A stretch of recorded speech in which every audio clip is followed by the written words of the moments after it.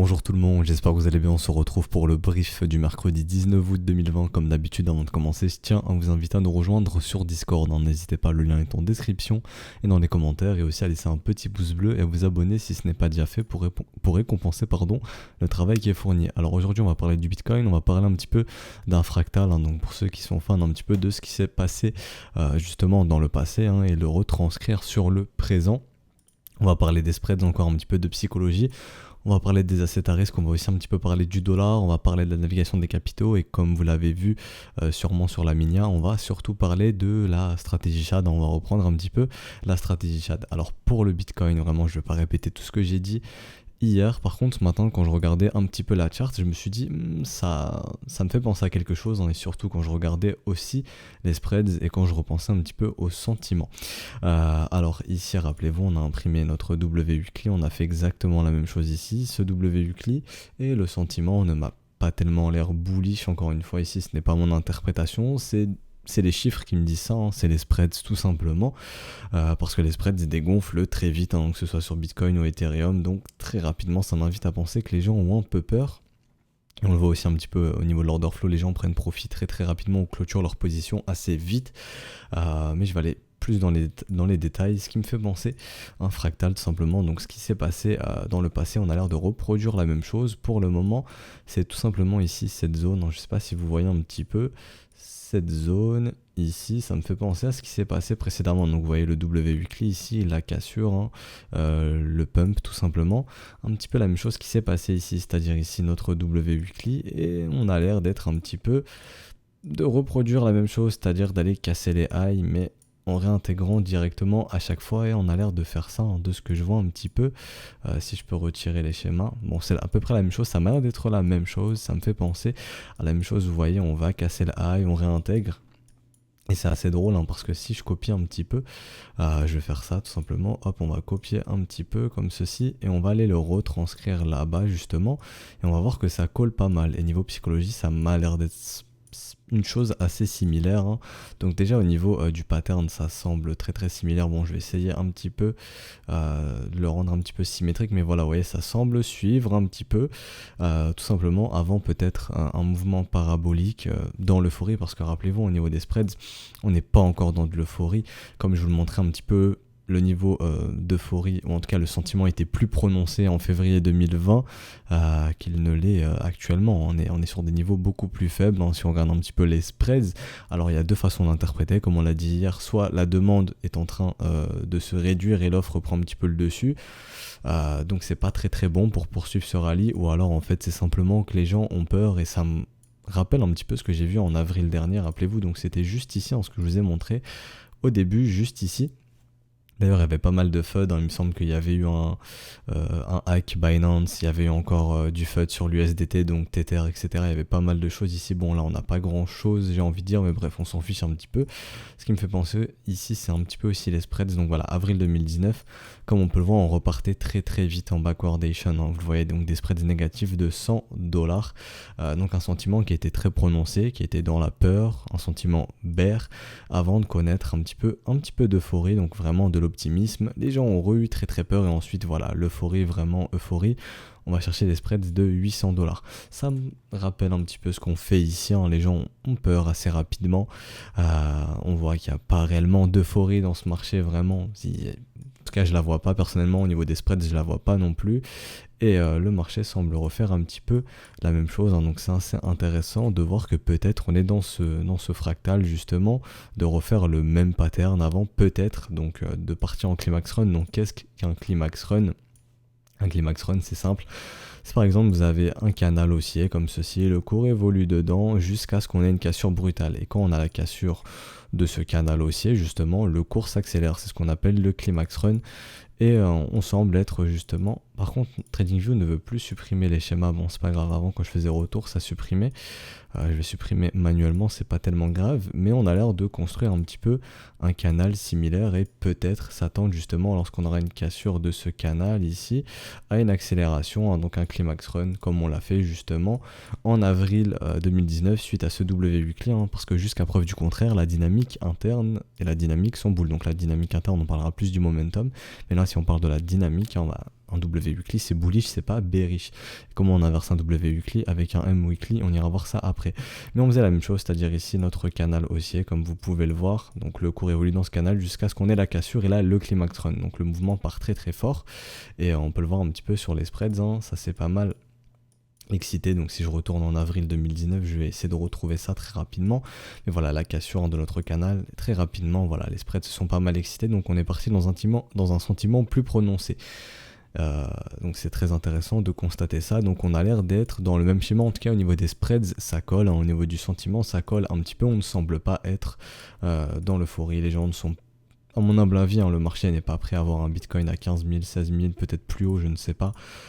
Pour le moment, hein, et le marché est plus dans une optique de se dire putain il est où ce top, quand est-ce qu'on va pouvoir acheter. En tout cas c'est plus ce que je ressens un petit peu du sentiment et ce que m'indiquent aussi les spreads, hein, parce que si on était dans l'euphorie et si les gens parlaient déjà de target voilà, de 50 000, 100 000 voire plus haut, je sais pas, ou même 20 000, hein, 30 000, bah, les spreads seraient plus hauts tout simplement, on serait plus dans l'euphorie comme c'était le cas ici, hein, où les gens, quand on était à 13 000, les gens parlaient de beaucoup plus haut, ou encore ici, lorsqu'on était à 20 000 $, où là on était vraiment dans l'euphorie pure et ça parlait de 50 000, 100 000, 1 million, etc. Mais on peut le voir, hein, si je dézoome vraiment complètement, on n'est pas dans l'euphorie ici. Pour moi, on n'est clairement pas dans l'euphorie. Et rappelez-vous, Bitcoin aime bien poser un top lorsque le marché justement part dans cette euphorie.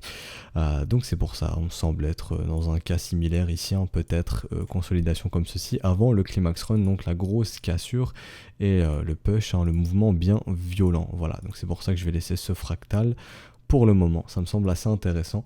Et rappelez-vous, en weekly, ensuite à ce W, on pourrait sans trop de problèmes venir chercher notre target de continuation, hein, AB égale CD, un mouvement complètement symétrique, AB égale CD, sur les 15 364 $, où ce mouvement venir chercher cette extension entre les 168-200% dans cette zone de rechargement de short, ça semble être les prochains niveaux, tant que ce marché ne va pas instaurer de top, hein, et pour l'instant, il n'y a pas de signe de top sur ce marché. En tout cas, moi je n'en vois pas personnellement. J'ai une dynamique qui reste haussière, une dynamique interne qui reste bull.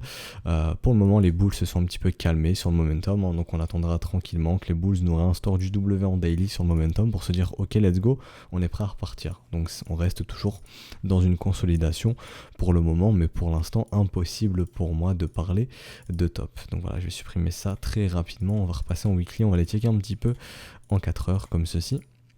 Donc sur le momentum en 4 heures, ce que je peux voir, c'est tout simplement qu'on est en train de continuer cette contraction. Je pensais qu'on avait eu résolution, mais non, on a l'air d'avoir une contraction qui dure un petit peu plus longtemps, comme ceci, on peut le voir, hein, le momentum qui continue de faire des plus hauts ici, et notre momentum qui fait des plus bas. On n'est pas venu casser ici ce niveau, hein. Juste ici, je vais tracer un trait pour que vous puissiez voir, mais juste ici, donc très minime, on n'est pas venu casser, donc on a l'air de rester dans notre contraction. Donc tout simplement, ici, on a eu à faire un head fake, hein, donc fausse cassure de la résistance avec réintégration, fake out, appelez ça comme vous voulez.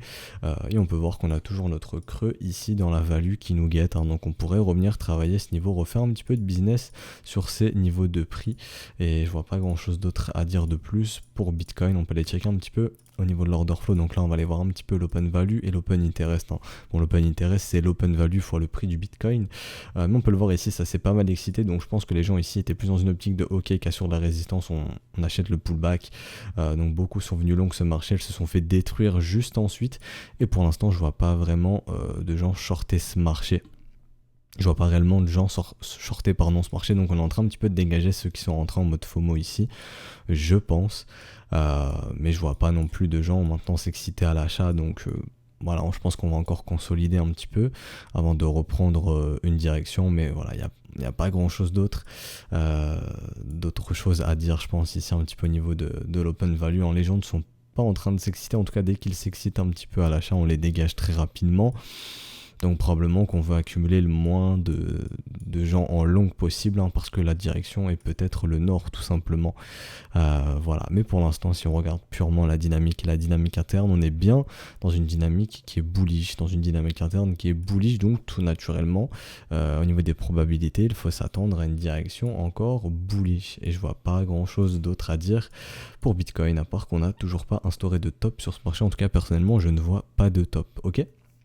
La seule chose qu'on peut dire, c'est que les spreads ici mettent les bulls sur off. Donc on est toujours dans une consolidation, hein, et on pourrait attendre de voir de beaux W se dessiner pour se dire ok, les spreads donnent le go aux bulls et l'euphorie regagne un petit peu ce marché. Donc on pourra pousser ce marché plus haut. Pour l'instant, ce n'est pas le cas, hein, les spreads dégonflent un petit peu. Donc les bulls sont off, hein, comme je l'ai dit, donc toujours une consolidation pour le moment. Voilà, pour Bitcoin c'est fait, on va aller checker un petit peu les assets à risque.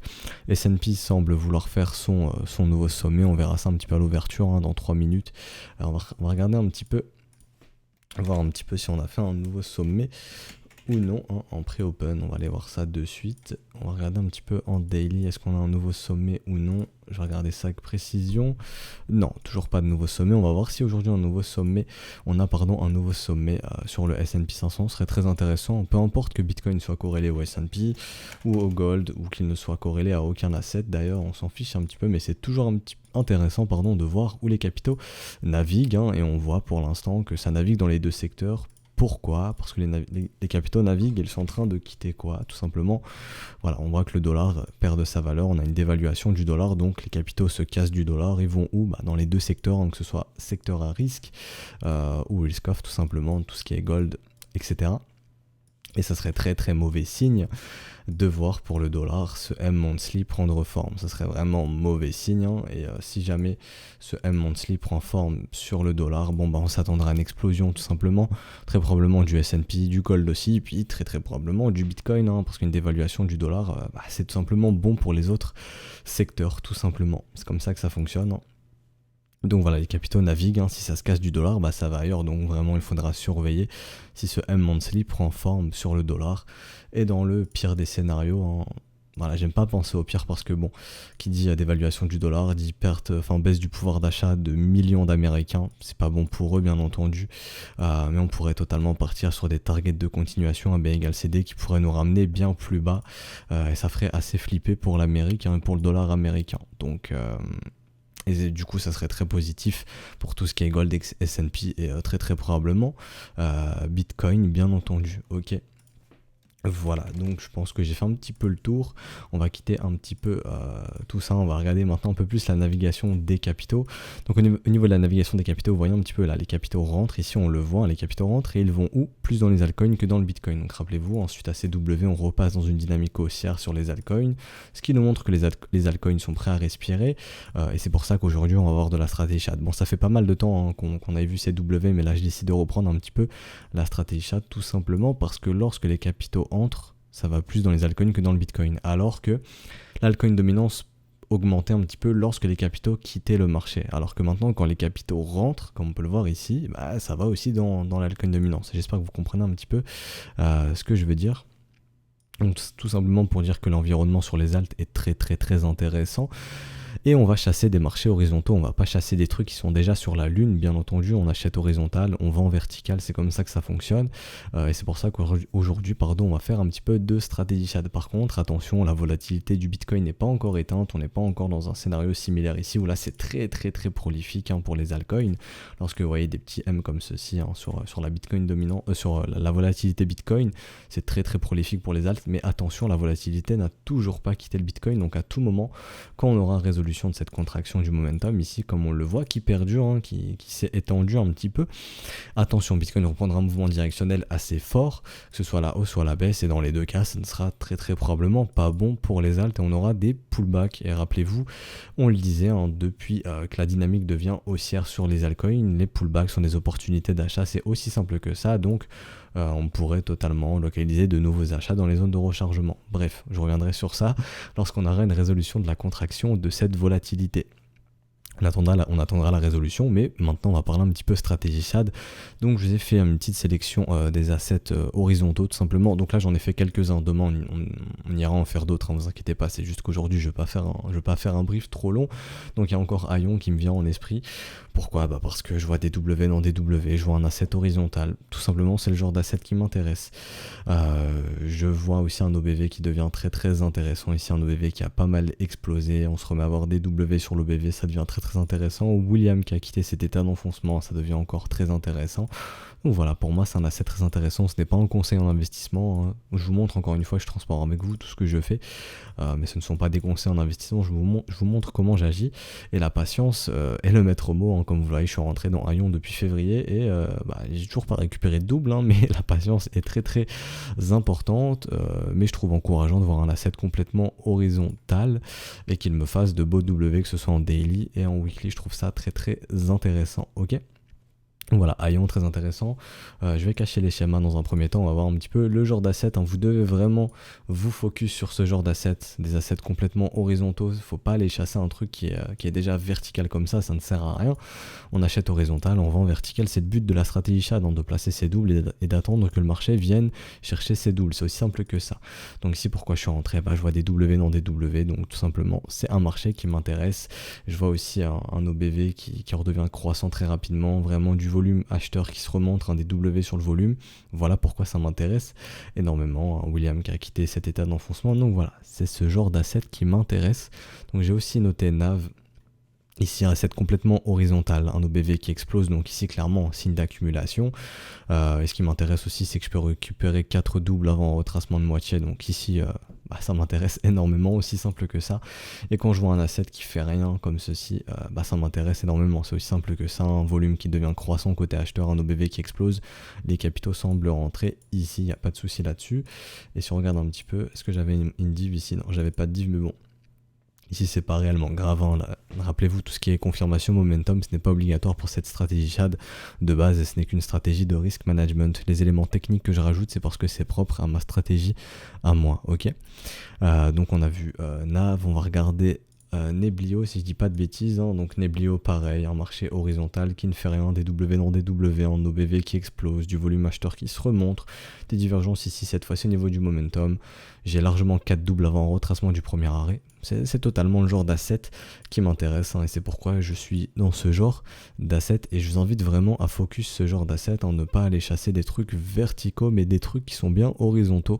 Encore une fois, est-ce que vous avez des conditions fondamentales? Encore une fois, ça ne regarde que vous personnellement, je n'en ai pas, je m'en fiche. Encore une fois, ici WPR, c'est la même chose. Un asset complètement horizontal, un OBV qui explose, les capitaux semblent rentrer en masse ici, donc tout simplement signe d'accumulation. Encore une fois, c'est ce genre d'asset qui m'intéresse. Steam, donc Steam, j'avais déjà récupéré un double. Je me suis questionné de est-ce que j'allais faire de la dingbag, donc est-ce que j'allais racheter entre guillemets ce que j'ai pu récupérer en double. Personnellement, pour le moment, non, mais ça reste un asset qui m'intéresserait, qui m'intéresse toujours en tout cas. La configuration est très très intéressante. Par contre, ici, ce qui me chagrine un petit peu, c'est de voir William retourner dans cet état d'enfoncement. C'est pas très très bon. Enfin, c'est pas que c'est très bon signe, mais c'est que c'est pas très encourageant. Ce que j'aimerais voir, c'est William quitter cet état d'enfoncement. Et là, je me dirais, ok, les Bulls peuvent encore respirer. Mais encore une fois, c'est ce genre d'assets qui doit vous intéresser, des assets bien horizontaux. J'ai noté aussi Nano, donc ça, je l'ai partagé dans le Discord très récemment. Alors, pourquoi Nano? Parce que tout simplement, comme je le vois, la dynamique pour moi est haussière du côté des altcoins, donc les capitaux rentrent dans les alts. Je vois un asset qui commence à être horizontal, comme ceci, un asset pas mal horizontal d'ailleurs. Je peux récupérer plusieurs doubles avant retracement de moitié, donc ça m'intéresse énormément, et c'est pour ça que j'ai tout simplement décidé d'acheter ce W Daily lorsqu'il s'est montré en zone de rechargement, aussi simple que ça. Voilà, ce W, je l'ai acheté, donc ma stratégie SHAD est déclenchée ici, mais encore une fois, c'est ce genre d'asset qui m'intéresse, un truc qui est bien vertical comme ceci. C'est pas horizontal, pardon, ce n'est pas vertical, c'est bien horizontal, ça ne bouge pas.